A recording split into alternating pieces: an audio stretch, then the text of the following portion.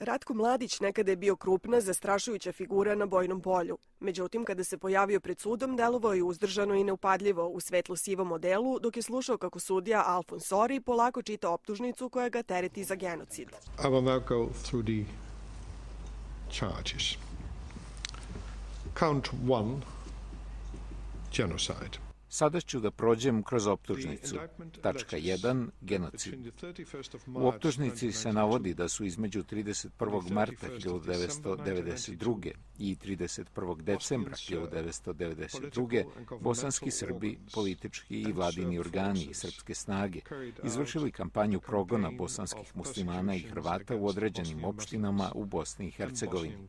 Ratko Mladić i drugi odredili su za cilj da eliminišu bosanske muslimane u Srebrenici, tako što će ubiti muškarce i dečake, a pod prinudom iseliti žene, malu decu i određeni broj staraca.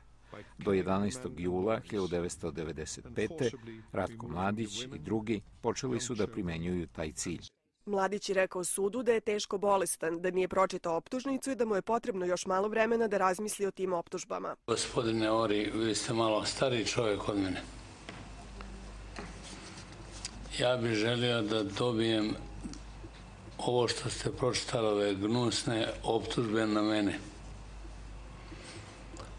Da to dobro pročitam, razmislim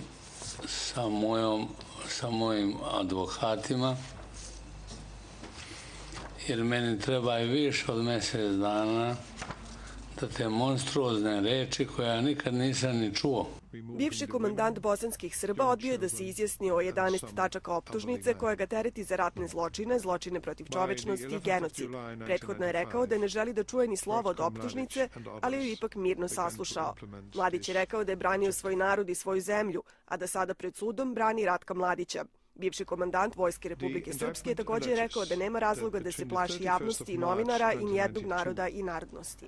And the 31st of December 1992, Bosnian Serb